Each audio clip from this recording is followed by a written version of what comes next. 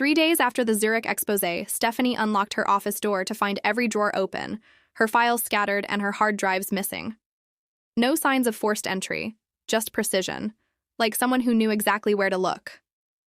On her whiteboard, written in green marker, were 3 chilling words. You were warned. Stephanie Palmer adjusted the collar of her cream blazer and glanced at the invitation one last time. The golden embossed script still seemed surreal. You are cordially invited to the Global Environmental Innovation Awards Gala. A gala in her honor.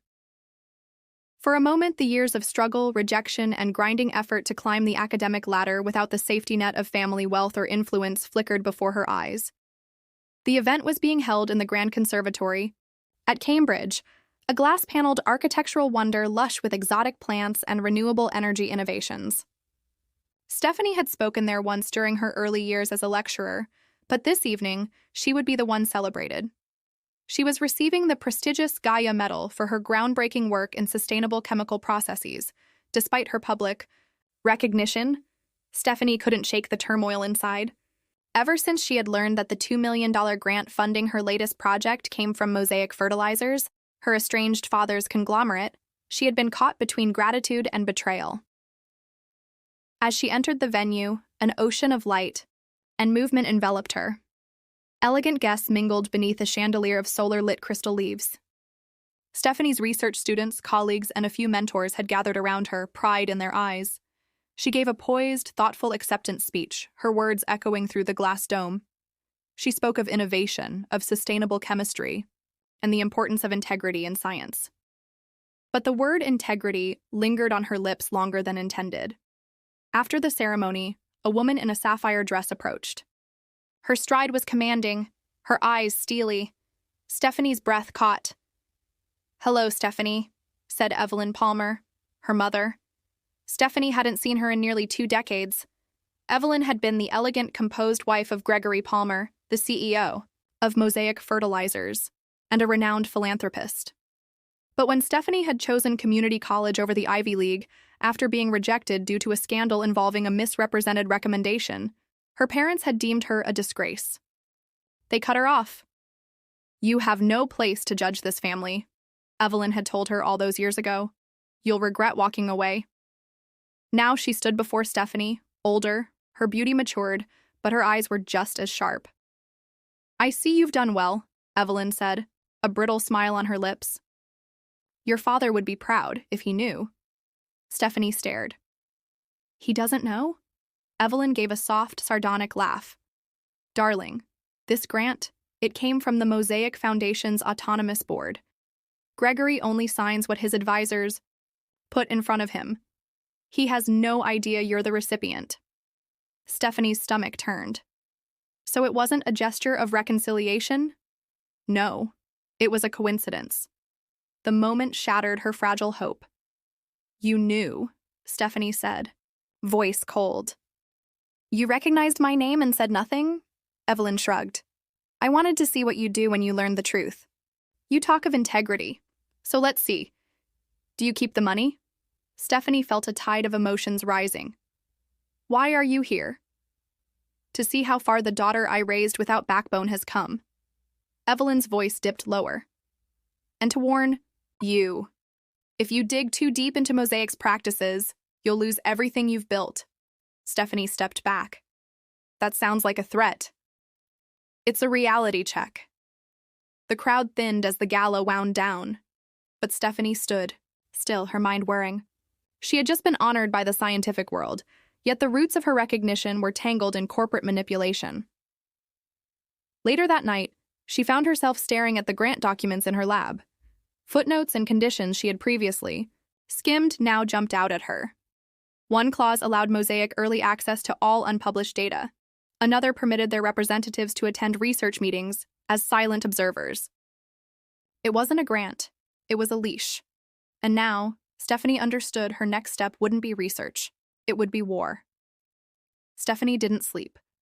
As dawn tinted the Cambridge skyline with peach and rose, she was already drafting emails, lining up secure data channels, and copying sensitive files to a private external drive stored off campus.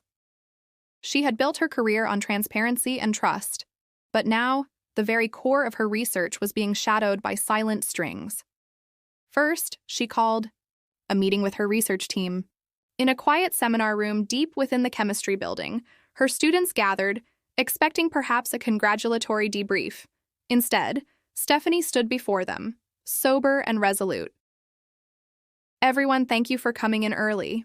What I'm about to say may change everything we're doing here." She explained the true source of the funding and the hidden clauses. The room went still. "You're saying Mosaic has been watching us?" one of her doctoral candidates, Priya, asked. Stephanie nodded.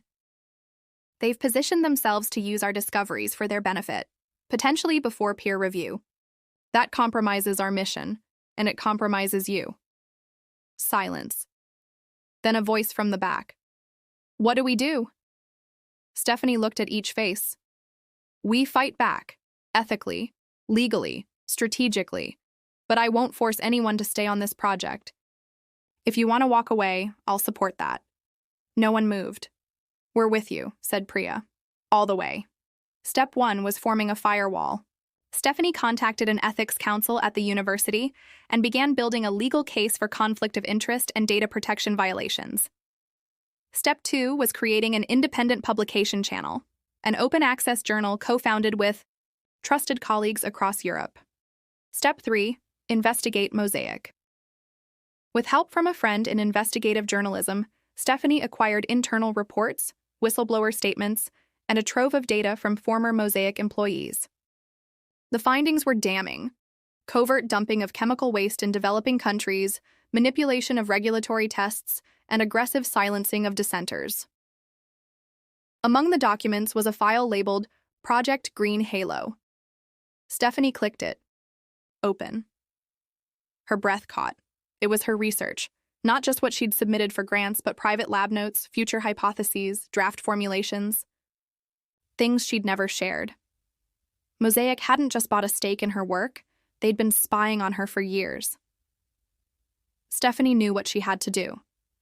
At a symposium in Zurich 2 weeks later, she unveiled her findings. Not just the scientific innovations, but also the corruption behind their funding. She released redacted documents, presented ethical violations, and named Mosaic directly. The fallout was immediate. Headlines blazed across international media. Investigations were launched. Mosaic's stock plummeted. Gregory Palmer issued a public denial. Evelyn, caught in the crossfire, made no statement. Back at Cambridge, Stephanie was hailed not only as a researcher but as a whistleblower of global importance.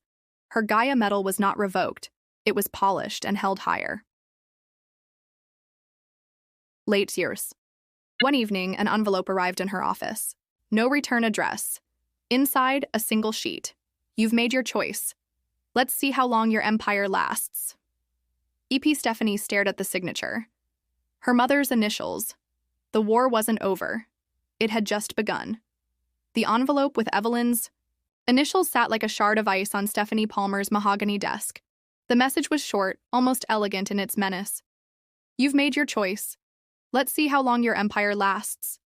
EP Stephanie leaned back in her chair, her fingers locked together under her chin. Outside, the wind stirred the ivy crawling up the chemistry building. Inside, silence reigned, thick, ominous, and deceptive. She had exposed Mosaic fertilizers to the world, but she had also declared open war on an empire run by people who had no concept of losing. And Evelyn Palmer wasn't merely her estranged mother, she was the shadow architect behind much of Mosaic's damage control and philanthropic camouflage. Stephanie's triumph had publicly shamed her, and Evelyn was not a woman to forgive humiliation. Stephanie didn't flinch. But she also didn't sleep. The first blow came quietly. An unexpected audit from Cambridge's Internal Research Review Board. A fabricated allegation had been submitted anonymously, questioning her team's data integrity and her possible conflict of interest due to Mosaic's previous funding. Then came the second. 2 of her team members, Priya and Niels, were denied visas to attend a global summit in Tokyo. The Japanese consulate cited recent developments in funding transparency as the reason. The timing was too perfect. Someone was pulling strings. Then came the third. Her open-access journal's servers went down under a sustained cyber attack. Months of preliminary peer reviews were lost, and the hosting company found signs of foreign intrusion routed through a ghost server in Belize, a known Mosaic shell operation. Stephanie sat in her lab, the air thick with tension. Her students had grown quieter. Her trusted colleagues, though supportive, were hesitant. The pressure was mounting, but she was not about to yield. At 3 a.m., Stephanie received a call from someone she hadn't heard from in over a decade. "Dr. Palmer?" "Yes," she said cautiously. "This is Daniel Keyes. We were postdocs together at Oxford. I work in regulatory intelligence now." "What you did?" It reached the right ears. Stephanie's heart lifted. "Thank you." "There's more," he said. "You've got friends you don't know about. Some of us in environmental law and data security have been waiting for someone to break Mosaic's facade. You gave us the excuse. But you'll need protection." He connected her with whistleblower protection networks, independent cybersecurity firms, and legal experts from international tribunals. One by one, shields formed around her. Stephanie fortified.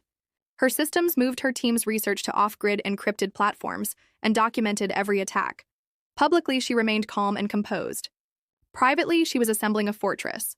The real turning point came with a leaked video. A whistleblower from inside Mosaic, codename Kite, sent an encrypted file to her legal team. The footage was grainy, but the audio was unmistakable. It was a boardroom recording taken 2 weeks before Stephanie's Zurich presentation. Evelyn Palmer's voice was clear. "She's naive," Evelyn said. "We let her win this round, but the world forgets quickly. Once we crush her credibility, she'll go back to being the little girl who couldn't get into Princeton." Another voice, male, hesitant. "What about the risk of exposure if she investigates Project Genesis?" Stephanie's stomach knotted. She'd never heard of Project Genesis. Evelyn's response was chilling. "If she touches Genesis, we bury her." The file included a spreadsheet, code names, locations, and environmental impact forecasts. Stephanie's eyes scanned the screen. Mosaic's Project Genesis was a geoengineering initiative designed to bypass environmental regulations using synthetic fertilizers seeded into natural watersheds to increase agricultural output in climate-impacted zones. The catch? The byproducts included trace neurotoxins, and Mosaic had been dumping test materials near unregulated regions in Africa and Southeast Asia. This wasn't just unethical, it was catastrophic. Stephanie knew what she had to do. Again, with her legal team's help, she published a report titled Project Genesis, Mosaic's Hidden Catastrophe. It included data, testimony, and her commentary, delivered not with rage, but with surgical clarity. The report went viral in less than 48 hours. The UN's Environmental Council issued an emergency review. Investigations spread from the EU to Asia. Evelyn Palmer was subpoenaed. Gregory Palmer was hospitalized under stress, and the Mosaic board began to splinter. Protests erupted outside Mosaic facilities. Former employees came forward. Global scientists released statements of solidarity with Stephanie. Hashtags like Chacha Green Gambit and Science with Spine trended across platforms. But amid the public vindication, Stephanie faced her final test. Stephanie received one last letter, hand-delivered to her Cambridge office. It wasn't typed. It was handwritten on Mosaic stationery. "Stephanie, you've succeeded in humiliating us. You've destroyed your father's health, dismantled our legacy, and paraded your sanctimony across the world. Congratulations. But I ask you one thing. Can you live in a world where your mother is in prison? Because that is where this ends. Evelyn." Stephanie read the letter 3 times. She felt no hatred, only sorrow. Later that evening, she stood at the window of her apartment overlooking the River Cam. Wind played with the paper in her hand. She took out a pen and scrawled a response on the back. "You once told me I'd regret walking away. I don't. But I do regret that you chose power over truth. I'll carry the burden, Mother, but I won't carry your guilt. Stephanie." 1 year later, Mosaic Fertilizers was no more. The company dissolved after a slew of lawsuits and criminal indictments.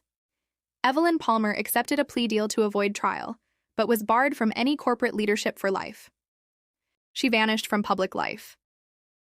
Stephanie Palmer, however, became a global voice in ethical science. She founded the Palmer Institute for Sustainable Justice, using the remains of the grant money to fund research in underserved regions.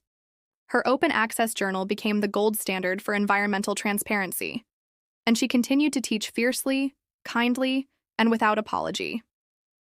One day, while visiting a classroom in Ghana supported by her institute, a young girl asked her, "Did you always want to be a hero?" Stephanie smiled. "No," she said, "I just didn't want to be silent."